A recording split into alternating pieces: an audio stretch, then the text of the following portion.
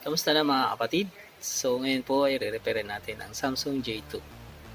Papalitan po natin ang kanyang LCD. So ngayon po, bubuksan ko na po ang kanyang cover sa likod. So tatanggalin naman po natin ang kanyang battery muna.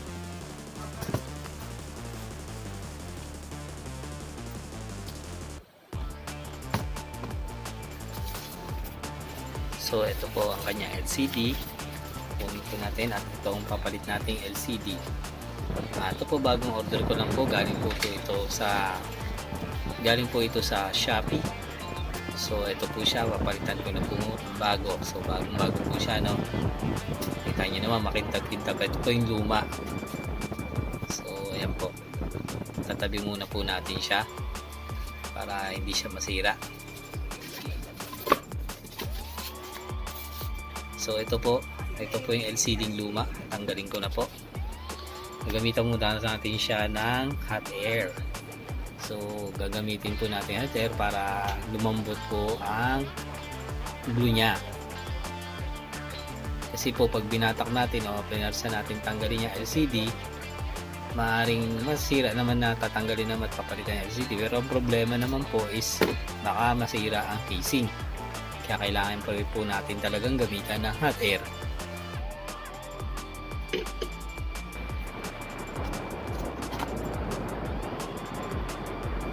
So ayan na po, gagamitan muna natin siya ng pambukas.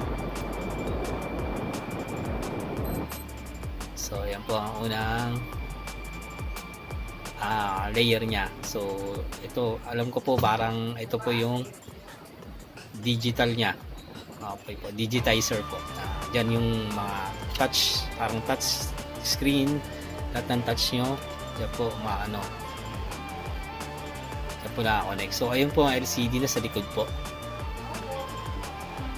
kaya 2 layer po siya. Digitizer po sa harap, tapos yung sa ilalim ang LCD. So ayan na po, nabubuksan na po natin siya. So ayan po, makikita nyo po, nandoon po ang slip wire nya. So meron pa pong dikit din sa baba. So ayan po, tinatanggal ko na po ang digitizer po. Natanggal na po natin siya. So nandoon pa yung mga slip wire at saka dikit na cable.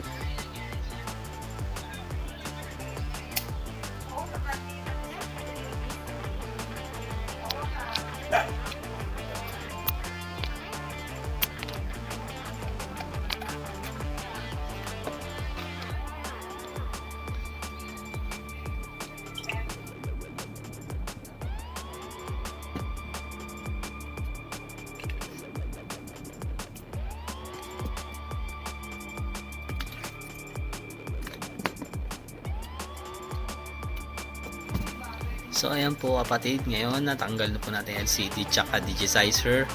Ang gagawin ko naman po ay dilinisan natin ang casing. Tanggalin po natin yung mga lumang glue. So alcohol po ang ginamit ko.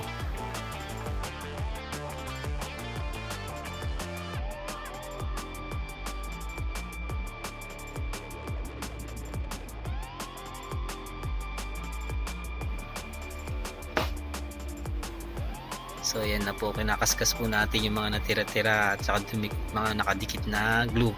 Kasi pag di po natin siya tinanggal, pag dinikitan po natin ng bago, so tinigitan natin ng LCD, yung LCD po ay yung glue nun, kakapit dun sa glue luma, ngayon matatanggal ulit po yan.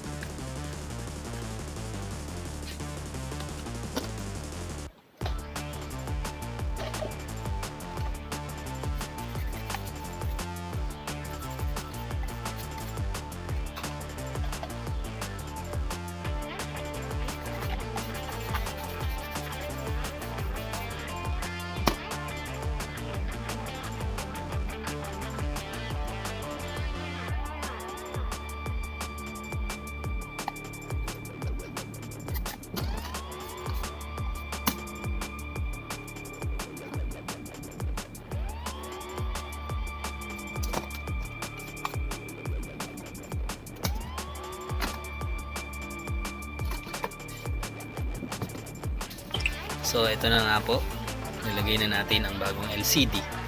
So ito po, nakita nyo, bagong bago po yan mga kapatid. So ayan po ang stick wire nya, ayan po cable nya na kinakabit po dun sa motherboard. So ipapasok lang po natin siya rito. Ayan, napasok na po natin kapatid, kaibigan. O ayan po, yun po yung motherboard. So ilalagay po natin dito. Itatap na po natin sa connector ang slip wire. Slip wire po ang tawag dyan. So ingat lang po kasi ang slip wire na yan, kapag natupi po yan, kakaroon na po ng disconnection. Maaaring hindi gumana ang LCD na kinabit natin. So ayan na po, kakabit na po natin ang battery. Subukan natin buksan, tingnan natin kung full charge yung battery. So wala po. So kahit anong pindot natin, wala pa rin. Kailangan po natin siguro itong i-charge, baka lobat lang ang kanyang battery. So ito po, lalagay po natin ang charger. Connect natin yung charger.